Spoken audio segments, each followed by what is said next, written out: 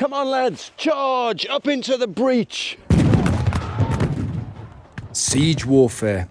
Absolutely brutal. Casualties storming places like this were always horrific.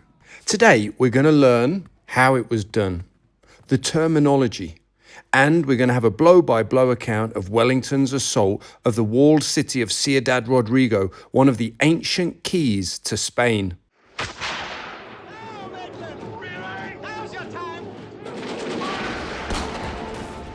Ciudad Rodrigo. It's early 1812. As the brutal Peninsular War grinds on, whoever controls it controls the war.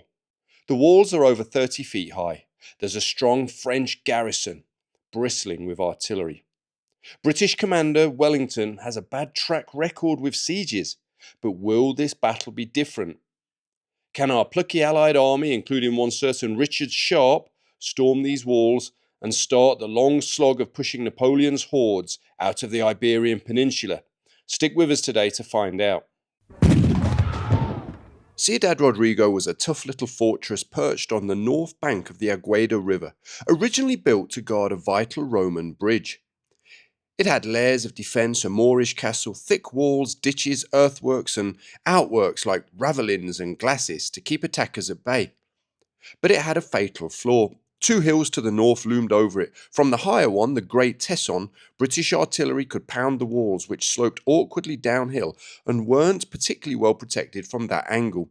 For all its clever design, the town was dangerously exposed from the one place it mattered. So Marcus, why was Wellington in such a rush to storm this place? What was going on? There's quite a lot going on. So Wellington would have been on the Greater Tesson, which is the large hill behind us for most of his sightings. He did ride the whole way around to try to lure the French into a false sense of the attack, but this was always going to be the area. What's going on outside of Ciudad Rodrigo, however, is Marmont is massing a large army near Salamanca, just over the hill basically. It's not a very far drive today. So he plans to relieve this place? And he'd relieve this siege, or at least he'd be able to attack Wellington in the rear, which would have been the worst case scenario if his army's facing inwards towards the city. So Wellington's got to move quite quickly. The French believe that they could hold out for about 3 weeks, and he needs to be well under that, and it's done in 2 weeks. Inside the fort here, however, the French have sent out 3 letters to Marmont telling them that they're under siege and that he needs to hurry up to relieve them. We believe that none of these letters get through, however, because all 3 dispatches are intercepted by Spanish guerrillas, the partisans in the hills and over the roads that are so important to the wider picture of the Peninsular War. And this is some of the stuff we forget, isn't it? That the guerrillas were so important for that sort of thing. They were, and it was one of Wellington's key strengths as he manages to mobilise them and work with them, because they're really split up. This is not one secret army, they're lots of tiny bands, some of them not a lot better than bandits, and some of them really motivated, patriotic individuals, and it's a wide church in between the two. Now, before the siege can begin in earnest, this small redoubt must be taken. With a drone, you can still see its outline on the Greater Tesson. The area we're actually stood in, if you can see the long reeds around me, make up the ditches, a small fort, an earthen fort if you will, that the French put in because they used this area to besiege the city. The idea was that this would hold up the British by a few weeks or several days, but on the night of the 8th, 450 men of the Light Division stormed it in one night. Ladders in, bayonets, getting close as they can, and then pouring in. And the survivors from the French ran towards the city. Really quick action, bloody, but actually capturing an area that was meant to hold up Wellington and his men for several days in one decisive action. Wellington's engineers, gunners and labourers and sappers started work the very next day on digging the parallels. And those are the lines directly south of us. What they did is they put in trenches, quite modern sounding trenches, and they put in counter battery trenches on one side and breaching batteries on the other. So we had guns that could fire back at the French guns, and we had guns that were ready to narrow in and pound down on the corner of the city. A couple of different reasons for that. One, it was the closest area, and 2, they probably knew it was where the French had made their breach into the city, so the walls were going to be generally weaker. But would the French have been expecting them there, though? The French were probably expecting them there, and that's why this redoubt was built. And they will also have guns inside targeting this area. Also, by the time that the Greater Breach was made, they built an inner redoubt, a defensive area within the walls, ready to attack any stormers that came through. The lines went in for the batteries and the parallels here so quickly that there was a garrison within the convent just off to the side, and it started to become quite close to the French area there and that garrison. So Wellington ordered the King's German Legion to take that. The convent's now destroyed, and it's one of the bullfighting arenas off a large circular building. That was captured. In later fighting, the French tried to restorm that area, and it was taken again. So some bloody fighting taking place outside the walls. This siege wasn't always static, but from up here it gives you a great advantage to the corner, which became the Greater Breach, and off to the side, there's counter batteries, guns, and further areas, making the lesser breach, with the light division storms. Further digging took place onto what was the lesser Tesson, which is now the new part of the city, where these apartment blocks are. And they put guns in there to further pound the walls and get in. They had started to dig a sap towards the city, so an area that men could move up and cover, but that wasn't completed by the time that both breaches were deemed practicable. British guns opened up at 4 p.m. on the 14th of January, 34 24-pounders and 4 18-pounders hammering away. As they blasted the walls, engineers pushed forward a second trench line, bringing the troops closer and giving them cover for the final assault. In just 5 days, the guns fired over 9,500 rounds, smashing open 2 breaches, one massive gap in the main wall and a smaller one in a nearby tower. With the defences crumbling, Wellington gave the order. The assault would go in on the night of the 19th of January.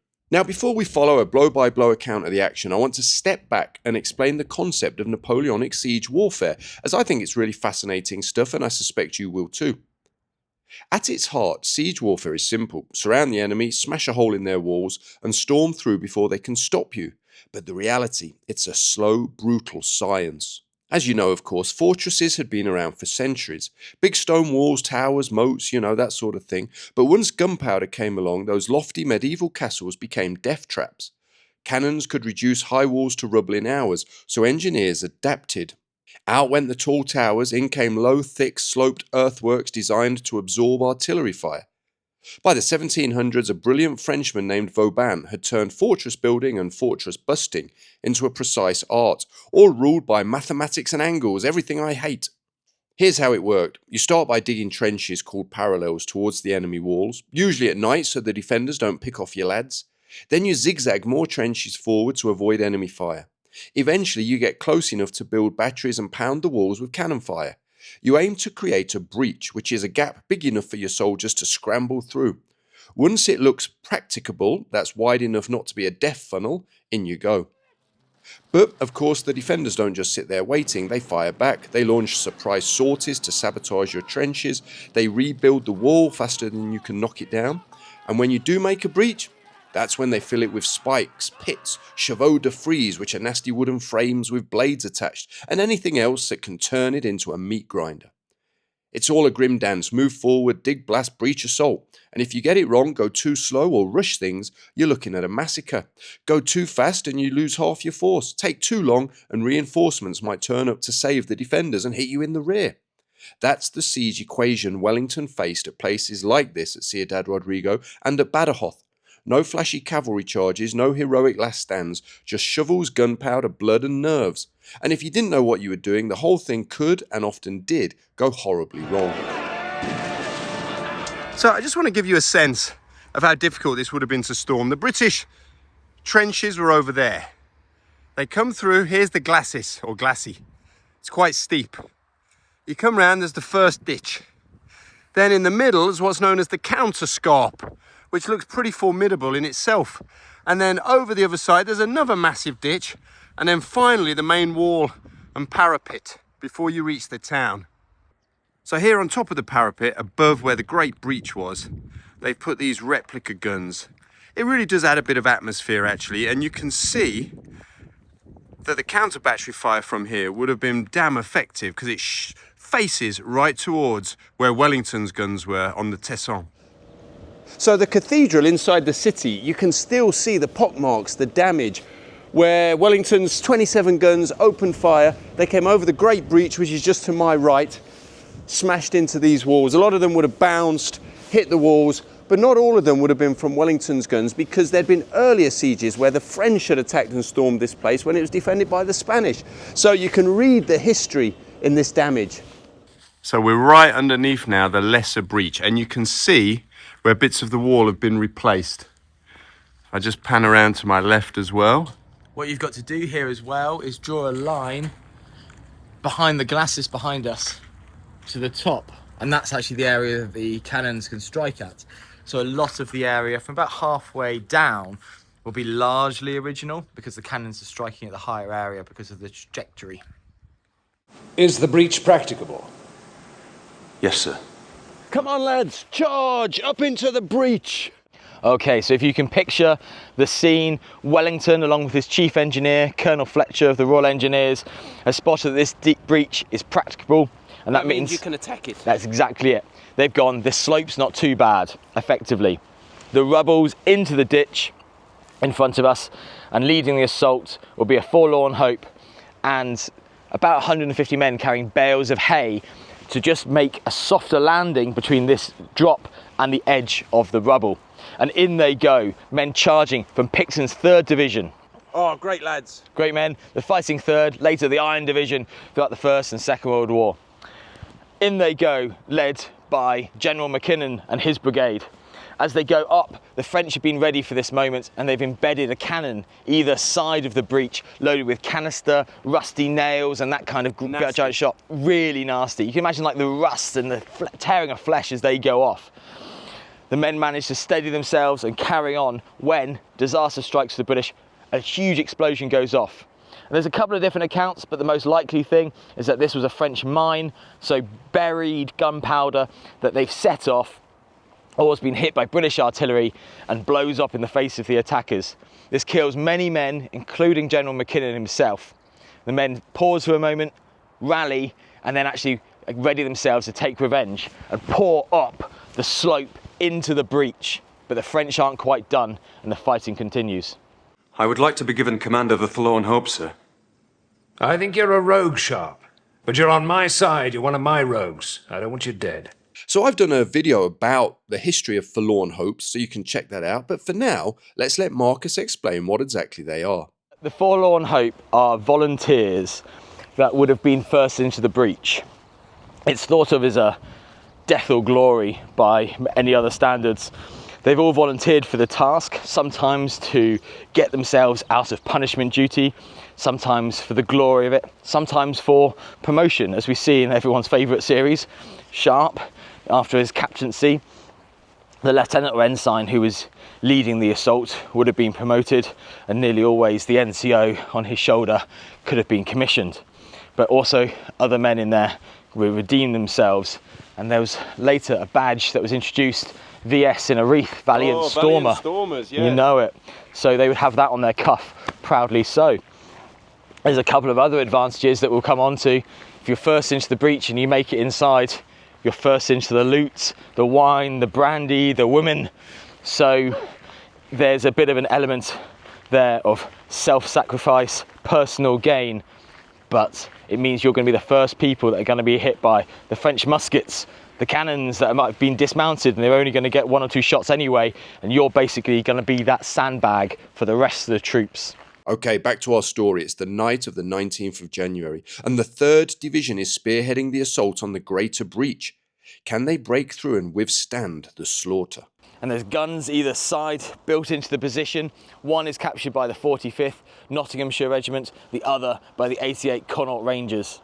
Leading the way for the 88th were Sergeant Brazil and Privates Swan and Kelly. They moved quickly through the trench. The privates carried only bayonets, while the sergeant likely had just his sword. They scrambled across and launched themselves at the gun crew. Swan stabbed one Frenchman before a sword blow severed his entire arm and sent him crashing to the ground. The gunners moved in to finish him, but Kelly struck first, killing 2, while Sergeant Brazil took down another. Then more men from the 5th Regiment had arrived by then and helped finish off the last of the French crew, finally silencing the gun for good. And the troops pause, they then flood back up, rallying each other, rallying themselves, cheers, and they're into the breach, and fighting breaks out at very close range.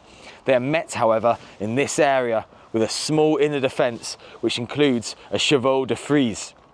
What that is are logs and timbers that have been speared with sabres, lances, bayonets and other sharp objects. Historically, some of them also would have been smeared with excrement for added effect. And it basically means as they're chained into position, it's impossible to break through the worst kind of razor wire. Things aren't looking good, but then a surprise, and this time it's good news for a change. As they're fighting over and around the chevaux de frise, there starts to be a flurry of red coats and green jackets to the rear, and that's the troops of the Light Division who've made their way in through the lesser breach. Let's go and have a look at how they get into the city. This is where the Light Division under General Robert Black Bob Crawford is going to storm in. They take position near the convent, the San Francisco convent, just outside of the city, which has been taken a few days earlier, along with the pairing of the Santa Cruz convent, which was taken by the KGL, the King's German Legion. The French actually sallied back out, and there was brief fighting out there. So they're good stepping off points for the assault. Now, despite having a huge amount of staff officers and senior officers nearby, the Light Division actually lose their way and attack an outer wall before being redirected. Wellington himself was nearby, giving final instructions to Major George Napier, who was leading the storming party. As the men prepared to follow Lieutenant Gurwood and his forlorn hope, someone reminded Napier that he hadn't ordered them to load their muskets. Napier snapped back, "If we don't do the business with the bayonet, we won't do it at all." Wellington simply nodded and said, "Let him alone, let him go his own way." And he was right. Stopping to fire usually killed the momentum of the assault. General Picton had the same idea. When he addressed the 88th, the Connaught Rangers, he told them bluntly, "We'll do this business with cold iron," much to the delight of his Irish troops, who had a fearsome reputation for exactly that, top lads. As they're forcing their way up the rubble, General Robert Black Bob Crawford is leading his men, standing on the glacis, seen waving them in when he is shot, mortally wounded, and one of his staff officers of the 43rd Light Infantry carry him away. However, the men here continue on and storm through this area, which would have been a scene of rubble and devastation, into what we call the Lesser Breach, but it was still a considerable affair, and managed to force their way into what's now this gardens and through the streets, and come in behind the greater breach, but they're starting to spill into the city, causing havoc and devastation. So this is the view from just above the lesser breach. Below me is the plaque that marks the spot where Black Bob Crawford was mortally wounded. Black Bob Crawford took 4 days to die in a building inside the city. He was to be buried just outside the breach itself, basically into the walls of the city that we're now stood. His coffin was borne by 4 members of the Light Division, sergeants and sergeant majors, wearing their greatcoats and sashes, and he was borne down into the grave with prayers said. As a mark of respect, Black Bob Crawford's division, the Light Division, marched away through puddles. And I mention that because he's meant to have had his rage up, his famous black temper, and shouting at men when they avoided puddles. So as his last mark of respect and a bit of a note upon his temperament, the whole division got their feet wet after his funeral. And here lies Black Bob Crawford. So another man who was present here at the assault on the Lesser Breach was Captain George Ulrich Barlow of the 52nd Foot. They were one of the elite units of the Light Division. Now, he went on to fight at Badderhath at the Battle of Nivelles and even at Quatre Bras later on in 1815. If he'd have lived long enough to receive his General Service Medal, he would have had 5 bars. So a very impressive man. And I want to take a moment to think about him because one of his descendants, Crispian Barlow, has kindly donated to our trip and helped us to get enough resources to make it happen. So Captain Barlow and also to Crispian, you are not forgotten. Once the Light Division broke through the lesser breach, 5 companies of rifles swung right along the ramparts, heading straight for the rear of the main breach. Their sudden arrival tipped the balance. French morale collapsed, helped along by a rumour that British troops had already stormed in from the south. The defenders were done. So Marcus, after the troops push through the breaches then, what happens next? Okay, so most of the French are broken and quite a few surrender outright. the troops spill into the city under the narrow alleyways. You can see this, it's getting really narrow already. Yeah. Under the guise, basically, of capturing the French. But inwardly, we know this was under the real opportunity to fill their pockets with loot, let off some steam, and basically entertain themselves. And it's a night of real debauchery, pillaging, looting, and definitely some murder as well. Troops are sent into the city, especially officers, to try to calm them, and there's definitely talk about British on British violence. Really? Yeah, especially as we're here, the troops themselves find wine cellars and inns and start to get very drunk. There's a couple of different things here. Firstly, the stress that the soldiers have been through getting into the breach, and they're basically blowing off steam. However, it's slightly inexcusable that not all the troops in the fighting are involved with the looting, and it's also troops who are following up. Also, they're really hungry. The rations are normally about half of what they should be given, and even a full ration is barely enough to sustain a man on nutrients. And pay is very low, £1 a day before stoppages. That's money deducted from their wages for food and equipment losses. So there's the opportunity here for a man to sell his morals, maybe for a barrel of wine, or maybe to fill his pockets with coins. So how did Wellington put a stop to this in the end? He sends a lot more troops in, a lot more officers, but it basically runs overnight. And as their hangovers wear off and the stress, the adrenaline of the battle wears off as well, they start to calm down and the troops are marched out. But they are warned to never let this happen again. However, a few months later at Badajoz, we see a lot worse than at Ciudad Rodrigo. But even today, the Spanish civilians, they made up the population. Do not forget the actions of the British here. It's a dark days for us. By the way, if you're enjoying these videos, check out my co-host on them, Marcus Cribb. He's on social media, he's on Twitter or X as mcribbhistory, at mcribbhistory. Mate, what's your YouTube channel? Marcus Cribb History. Marcus Cribb History, there we go, nice and easy. And what's your website? DukeofWellington.org. DukeofWellington.org. Please check out his social media and his website. And also, if you're looking to hire guides for the Peninsular War, please get in touch with him. I think he's brilliant, he's really helped me, and I've learned a lot from him. So, mate, what does the storming of Ciudad Rodrigo tell us about Wellington? You know, they say he couldn't do sieges. Does this prove or disprove that? Wellington can do sieges. He does it here. He does it now going on to Badajoz and other places such as San Sebastian, which we see creeping barrages. However, it's definitely not his strong point. We see some of his areas break down, such as his good logistics at places like Burgos. However, he can be impatient with this. He's a man with an eye for ground, and this is man-made. He has pressures on him from the French army arriving, and he pushes people in before all the fortifications are neutralised that he could have done.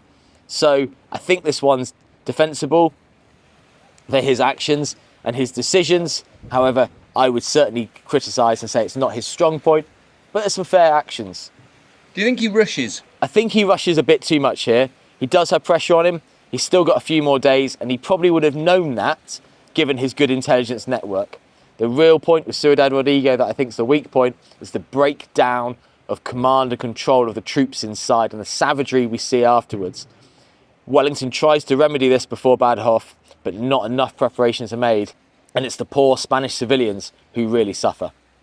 So stick with us, because in the next week or two we're going to be looking at more Peninsular War battles. Now, we would love to visit Badajoz, which chronologically was the next big battle, the next big siege. But we're not going to get there on this trip, it's just too far away. But if you want us to come in the future, let us know in the comments, and maybe if we can raise enough money, we can come back out and walk the walls of Badajoz. Until then, watch the video that's on screen now. YouTube thinks you're going to like it.